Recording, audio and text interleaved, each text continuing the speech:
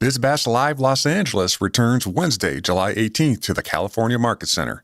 Have you secured your spot? Register now at bizbash.com/ExpoLA with code GATHER for special rates. Are you a follower? Okay, so we're gonna call the Adler. Welcome to GatherGeeks, a podcast by BizBash, the place where people passionate about meetings and events come together. Here are your hosts, BizBash CEO David Adler and Editor-in-Chief Beth Kormanik. Hi, David. Hey, Beth, here we are. Today, we are joined by Sacha ElWakeel, a co-founder of Love Child Social House. It's a co-working space in Toronto that describes itself as where hustle meets social. And that means, in addition to the usual spaces where entrepreneurs and freelancers work during the day, there's a robust slate of activities during the evenings. So think games in the lounge, live sports on TV, or even concerts. And crucially, for our purposes, it's also an event space eager to work with corporate groups on product launches, wellness retreats and workshops, holiday parties, and more. David, you saw this space, and tell us more about Sacha's history, his background, and his philosophy. Well, the space was very cool. They were trying to sort of go back to the idea of the 60s and have this feeling of the 60s that came across with its decor and its attitude. And Sacha was very interesting because this is kind of a way he sees his life now after going through some hard times, actually, and doing some rehab and some things that sort of took him from being a hard driver to a more balanced lifestyle. And this project is kind of it's a business, but it's an art project for his own life. Mm-hmm. And he didn't live through the 60s, right? He didn't live through the 60s, but I think that there's this fantasy that the 60s was all balanced and all perfect, which it wasn't. But the attitude of the singing and the culture and things like that and the songs made it kind of feel more utopian than it was. So he's grasping onto those values and wants to have the values of the 60s. And what he calls the place is a representation of that. Right. Well, Sacha will discuss how this space differentiates itself from others in its category, as well as the business challenges and decisions he faced in monetizing the concept. So let's listen in. So Sacha, tell us about why you decided to create this sort of new vision of a space, and how did you find it, and why are you so passionate about it? Well, we weren't looking for his space. That was the funny thing about it. It kind of fell on our lap. Our landlord at other places we own, Cali Love, approached us and said, I have this space. Would you like to look at it? It was a famous space that was clubs for many years, a concert hall. It was called the Hoxton, I think, State Theater before that. So, a lot of people are familiar with the space. We walked in the room and the Hoxton was the EDM crowd. So they pretty much ran it to the last, right to the bone. And when we walked in there, it didn't look very pretty. But when I looked in the room, me and my partner, Dan, I was just like, wow, this is a really cool space. And I always try to vision, how it looked like in my head. And then, while most people would be like, oh, this place is a dump, I looked at it and was like, wow, this could be a really unique space. So we kind of went from there, and then me and my partner, Dan's kind of he's a visionary, and I'm more of an operator, but we both kind of collaborate on some great ideas. And, he's like, well, I want to do a workspace. And I was like, well, we're not in the workspace business. We've never really done it. I like it. I'm a little scared to do it. But I was like, well, I want to do it in a space that, we can do change the club scene a little bit. I want an event space. And he's like, well, and then we just look at each other. Why don't we just try to do all three? So we kind of came up with a concept that was called Work, Play, and Grow. Really what's happening in New York and LA is really using your spaces all day long, One of the great examples, Aloe, which is in LA, we love to go to, where it's just like a yoga studio, clothing store, cafe. So when we looked at Love Child, we were just thinking, well, let's just do a space that we could use it for work during the day. Evening would be the play component, and Grow is where we wanted to focus a lot on speaker series, Newhouse is kind of a little favorite of ours in New York that talks a lot. It's a great space for speaker stuff. They do a lot of great, releases for movies or speakers. So we wanted to do that. That was a grow component. So we kind of put all three together, and then being a very unique space for events. And we kind of all feed each other in a weird way. So right now we have 200 members at Love Child during the day. Our Fridays and Saturdays, which we call like Wild Child. We have over 1,000 people come in on the weekends just to kind of let their inner child out.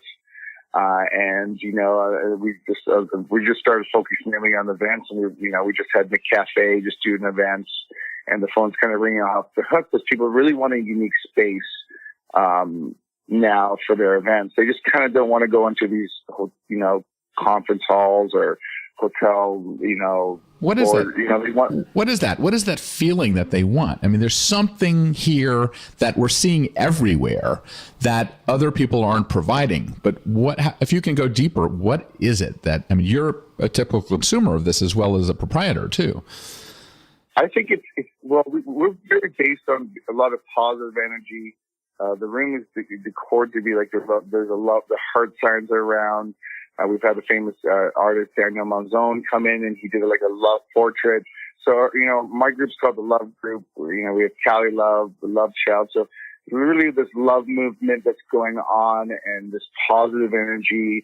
And, the room just feels inviting when you come in. Like, you're just like, I love it. Like, it's just, the color scheme, but we still make it good enough for, so you can still do your own thing there. So it's easy. It's kind of a blank portrait, but with a lot of a beautiful frame. That's what I call it. Paint the picture of it. We're on like radio, so you got to paint a picture a little bit about what it is. For me, we're like, first when you walk in, we have another designer called Goldman who did the bleeding hearts. When you walk in, you see the bleeding heart design. It's a famous designer from LA who did the portrait for us. So we used the wallpaper. He did a custom wallpaper for us.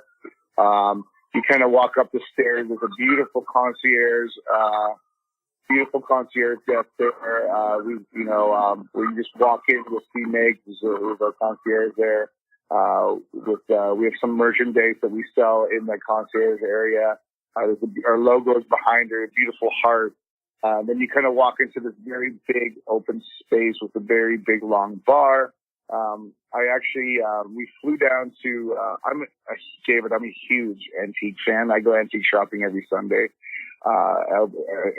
We went to the biggest, we flew down to the biggest antique show in North America, in Brimsfield. So I was in heaven when I was there. I was like, 10 kilometers of antiques. Soho House goes there, Ralph Lauren stores go there, Jeff Sober's team from the Drake go there. It's literally the biggest antique show in North America. So we went down with our designer and we picked out, we spent probably like $50,000-$60,000 in just beautiful antique furniture. We got it reupholstered. We brought it back up. My buddy from Smash Salvage, who he brought it back up for us. And we literally made this room that was just, I kind of say mid-century, David, like 50s, 60s feel when you walk in the room. Ace Hotels I'm a big fan of them as well. They kind of have a really cool decor. And we kind of wanted to do something like that in terms of layout, lots of big furniture, lots of big tables. When I was in New York, I always found it interesting. And when I was at the Ace Hotel, someone was on their laptop, literally just working away, and then like a table next to them, someone's dancing on the table. I just found it so unique. So interesting. Yeah, I find it so unique how New York is just really using their spaces for very versatile, and I think we're doing that in Toronto too. But we're doing it with our own, with our own ideas, and like I said, we find the space very unique, and it just works out. Like, people are loving it. With the whole WeWorks of the world getting so popular. You're a little bit of a different twist on that. Do you think is it the decor and things like that is like old family type of feeling? Is that what people want? Well, I kind of, my idea was like we made living room setups. I really wanted people to feel like they're at somebody's house. Yeah. You know, and during the daytime, you feel like you're working from home, but you're not. Because no one wants to work from home all the time. You know, 40% of the population in Canada are going to be their own bosses by 2020, right? So all these young entrepreneurs, they want a space. They don't want to work from home. Who wants to be at home all day? Right. So we kind of give them that feeling, but the access. It's kind of like, you're going there, you can work, you can literally have a meeting in the corner, you can have a presentation. It's really an affordable WeWork. It's more of a hip feel. It's more of casual. It's more, the whole idea is the members there work with each other. So someone who's, a web designer and when someone who needs a web design, they talk to each other. So it's very, I'd say, more integrated. There's more people getting to know each other. It's more like a family environment in a weird way. Everyone all the members already know each other. And that's kind of what we went with before, the feeling when you walk in the room. And even in the evening time when we do the play component and the night component, I really wanted to create this cool house party. You literally feel like you're at somebody's house just having a great time, without all the headaches, So, of it being your own house and you have to clean up after. Right. Well, what are some of the play components then? The play components, we have beer pong, we have video games with the same screens that you're doing presentations with during the day. We're using those for Fortnite, which is huge. Like, you wouldn't believe kids are going crazy for the Fortnite. And we have Jenga, and we have beer pong, and we have we play. We have a shuffleboard that's coming in because people wanted more games a little bit. We have a foosball table. So during the day they can kind of play games as well, but at nighttime it just becomes more of you could see the members slowly stop working around 6, 7, and they start having a drink and they start relaxing, start playing games, watching maybe a sports game on the TVs there. So it's really the whole idea is for you to kind of be like, you can hang out there all day. How much programming is that? I mean, are you consciously, in all of this new way of, this is the new way of living and working, are you consciously planning all the time behind the scenes? It looks kind of invisible, or does it just happen on its own? You know what? It's a little bit of both. We program 4 things a month for the members. We have a thing called Love Brunch, which is literally a day during the weekend once a month where they can go yoga, eat healthy. There's meditation. So it's just kind of a release day. We have another, and that's the grow component. We have a thing called Girl Boss, or which we do, which a lot of, and it's open to public just as well. Just to let you know, anything that we do with the grow component, there's a ticket. Public can come in and purchase a ticket. Members are free, so we don't just close it off to just the members. We open the grow component. So in the evening time, we do a thing called the Girl Boss. We've had CEOs, female CEOs, come in and tell us their story, how they made it. And which is, we're having a huge, girl. I'm very pro female. I love the Me Too movement. I think the ladies are more educated than us now. It's a matter of not if, it's a matter of when they make as much money as men, and hopefully more. So I think we've kind of fallen into that movement. We're very female friendly. And Girl Boss is kind of a Monday. We do it once a month on a Monday, and we literally have a CEO boss who she literally speaks to all these young entrepreneur females.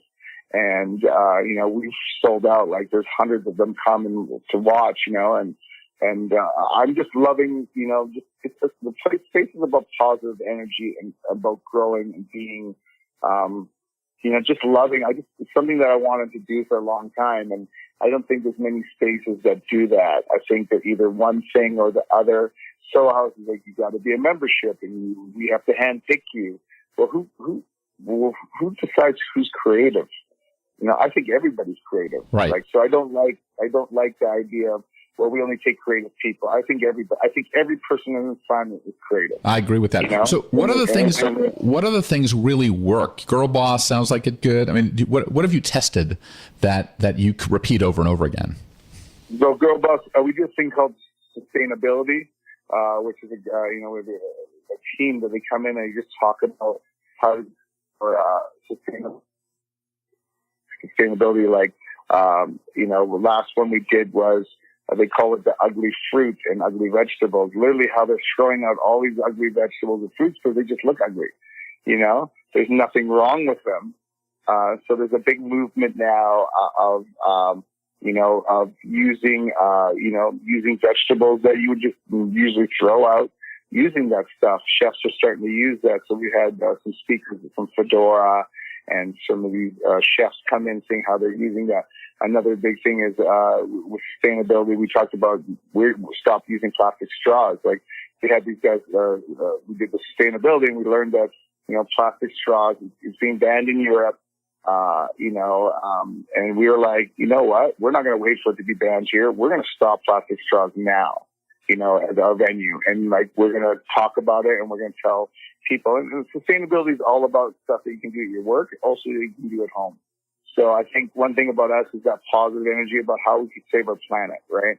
What are we doing to do our best to start saving our planet is very big for me as well. So all these grow components are something that can help us in the future and now. So, and that's what kind of, we do these things for our members.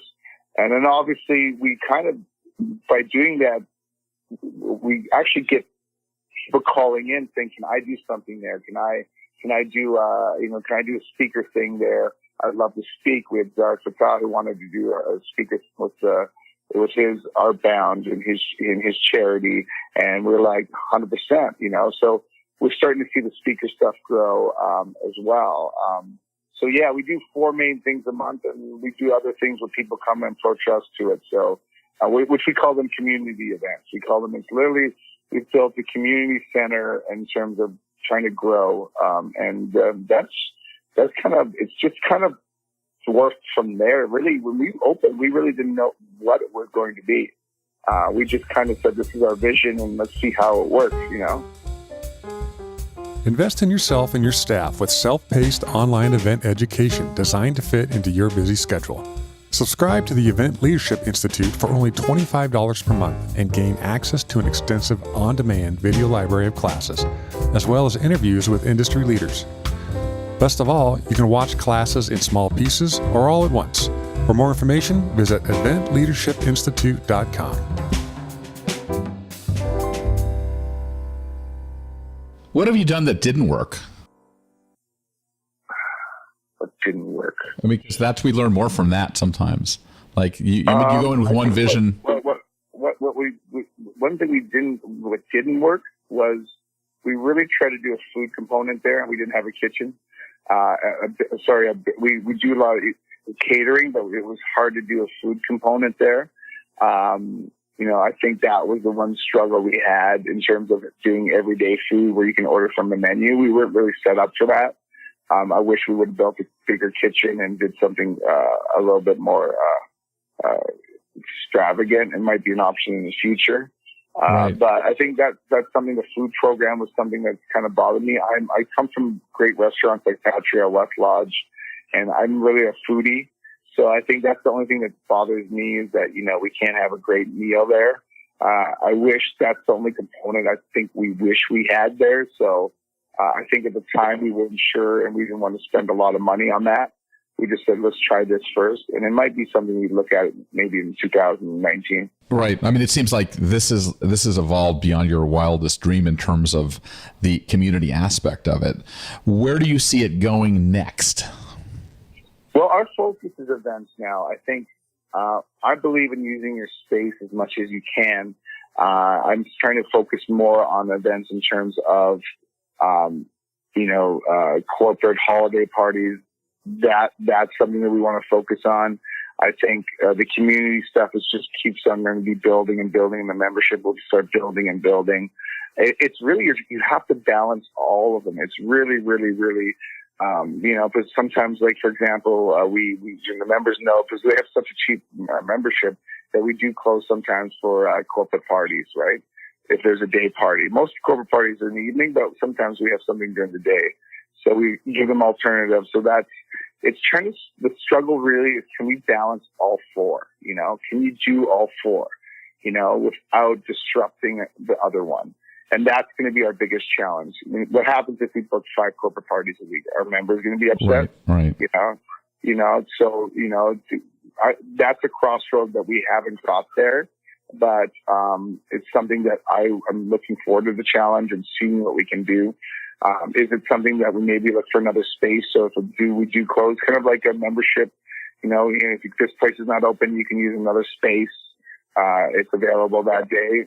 So, is the key to it though the DNA of the feeling that you're creating, or is it anybody can sort of open up 4 walls and it becomes valuable? I mean, it's always sort of the interesting thing for me is how do you take this real estate and turn it into value as a venue operator? Yeah, I think everyone is, and I think one of our struggles at the very beginning, we were a community center, and I hate to say it. It didn't pay the bills, David. Right. It didn't. It was a struggle from the. I don't say when we opened up, we didn't light it up. We struggled to the point where I actually had to go there full time and literally make changes, and literally I had to put my whole energy into it so that we could just kind of find the component who we were.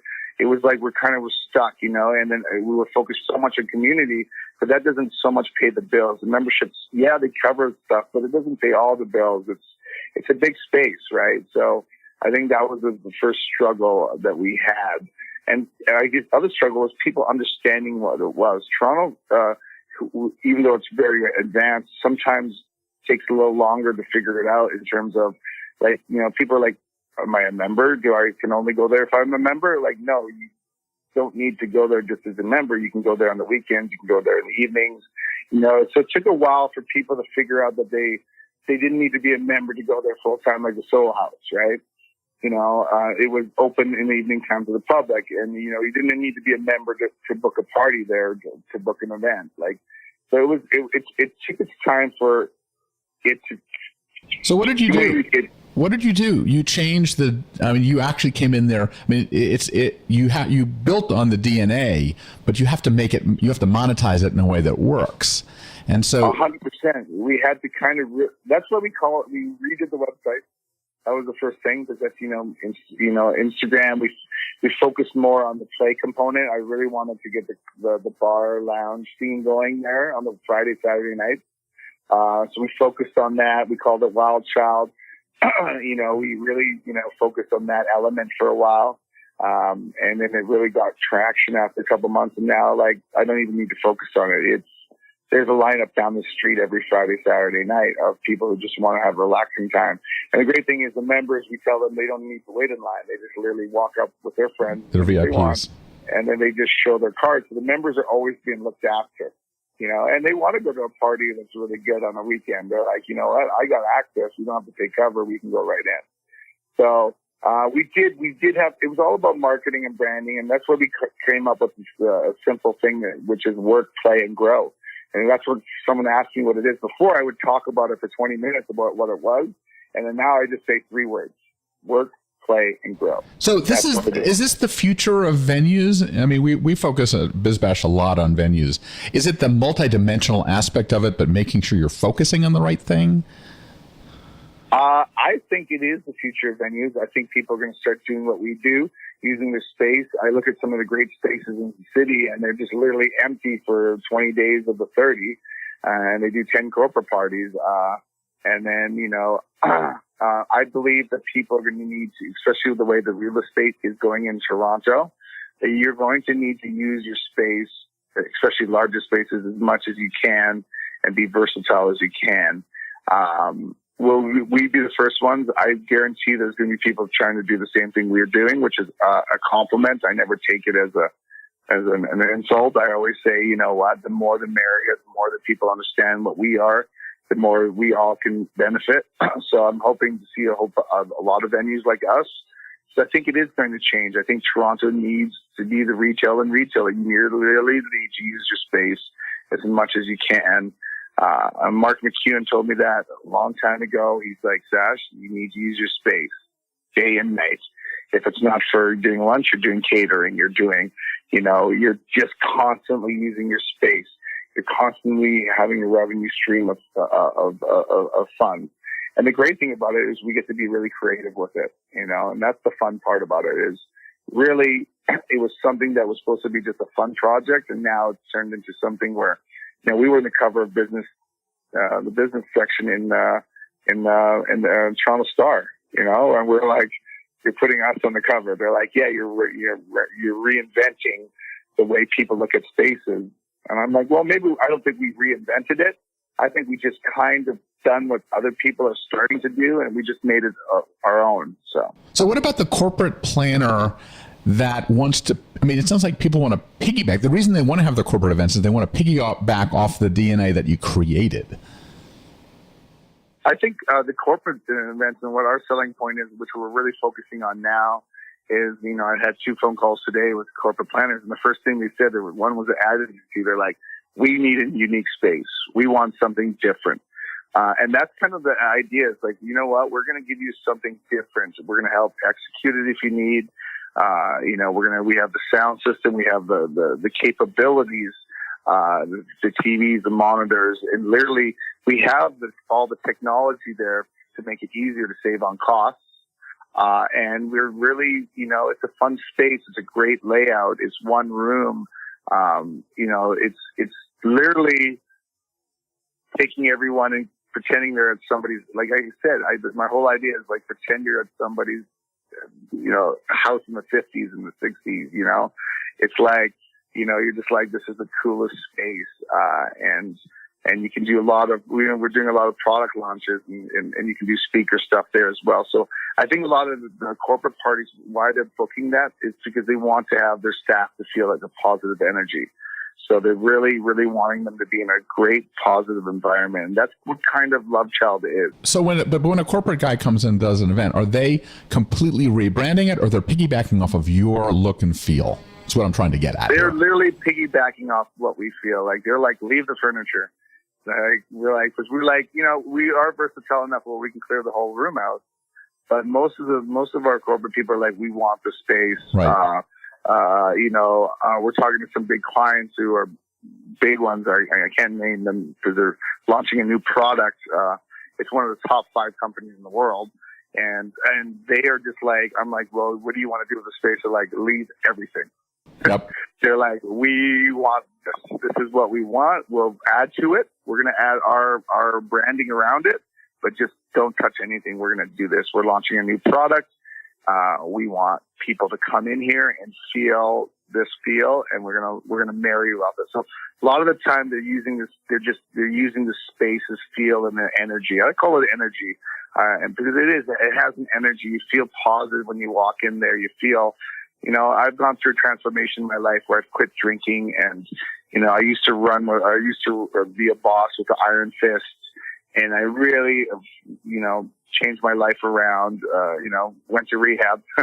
And I talk about it a lot now. And I used to be so shy about it, but Love Child brought that out of me. I saw other speakers come and tell their story and see how they could help other people. So the kind of Love Child is kind of me, you know, in a weird way. And my partner, Dan, we just was kind of like, you know, it's something that you can open up to. It's something that it's creative, it's fun, it's loving. Well, you know, and I think that it's the authenticity, I think, that people really crave. Intimacy and authenticity are 2 of the main components of a lot of this stuff. And I think that there's so much negativity, David, in the world today. When you turn your phone on and when you walk around and you read these, you know, watch TV, it's just, you know, I wanted a space where you walk in and you're like, okay, it's all about energy and positivity and love and you know, and having fun and working and meeting new people and that's who I am, and that's what we want. My partner, who he is, and we really wanted to have that. So I think it's just caught on now where these corporate parties, they want that. They want their staff to feel, you know, positive, and they want them to go in a space of energy. One of the reasons that I thought I would do this interview with you is because I had that vibe when I visited you, and it doesn't happen that often, but I do believe that this is where the feeling of a venue and the activation of space is all about. It's going to be all about, and that people want something that's, yes, different, but they want it to be real. I think each space is their own. I think you create your energy, right? And if I think it's going to turn that way. I hope these big spaces start using their venues to be more of what they want to show the world in a weird way. I hate to say it. It's kind of like a platform, it's a space, but it's also a platform to say, this is how I feel. This is who we are. Well, yeah. And I think people got to look at their spaces like that, and then just an empty room. Well, no, I also believe, my whole thing is that these venues are the new town squares in the world, especially with how with media has become so sort of like mitigated in so many places that we're not sitting around the TV watching the same thing. But when you go into a space, it becomes your town square, your place for interactivity. So we have to respect that, and we have to make it so that it is the most, it's the best for making conversations really high level, and make it so experiences are something that you really remember. And I think that the space is setting the table. It's like diplomacy at the State Department, that you're setting the table for diplomacy when you use things like protocol and food and art and things like that. So I think it's really important. So I think it's not one tangible. I think it's a whole bunch of tangibles together. You just said it, art. Right. The feeling, the music, in the background. Like we have a certain playlist that we have to play that's just energy, positive, and, songs you're like, oh man, I love that song. Now, or like energy songs, and right. it's the vibe, the furniture, the color, what you're playing on the screen. Like that is what your space is. If you don't look at every element, then you're not going to show that. I think the human mind now wants to be entertained. It doesn't just want to walk into a space. It wants more. We want more now as this generation grows up. We want energy. We want, and I want to give positive energy. I don't think, a white room and, high ceilings is not going to just stimulate the mind anymore. It needs energy. It needs to be entertained, and we want to do it in a positive way. So, right. I think the companies that are doing it well in the world are the ones that are succeeding. You can see that with a lot of big companies. They're focusing on really, the brand itself, if it's wellness, technology, they're all about this positive energy now. A lot of them are focusing on that, which I think is key and important. Yep. And that's what we're doing with our venue. Yep. Well, thank you so much, Sacha. How do people get in touch with you, and how do people find your venue? Well, we can get a hold of us at 416-968-6464 is the number. Fantastic. Well, thank you so much. This has been an inspiration to people that are venue owners, for event organizers, and I think it's a peek into the future of how we are going to be using these spaces more creatively. So thank you so much for joining us today. David, thanks for that conversation. Our editorial team is constantly visiting new venues, and we have seen an explosion in co-working spaces as a category. Brands have discovered them too. You have, stories we've written. LG has used the WeWork Times Square to introduce a new laptop, and they're bringing that activation concept to a WeWork in LA. Hillary Clinton was one of the first speakers at the Wing. And of course, Soho House was a pioneer in this space. And now I feel like it's on steroids, especially here in New York. What's your sense of the category? Well, I think that people are emulating that all around the world. The idea of people gathering, working, the new way of working, the idea of instant, I don't like the word networking, but it is instant networking, instant sort of friendships, instant sort of a way to connect.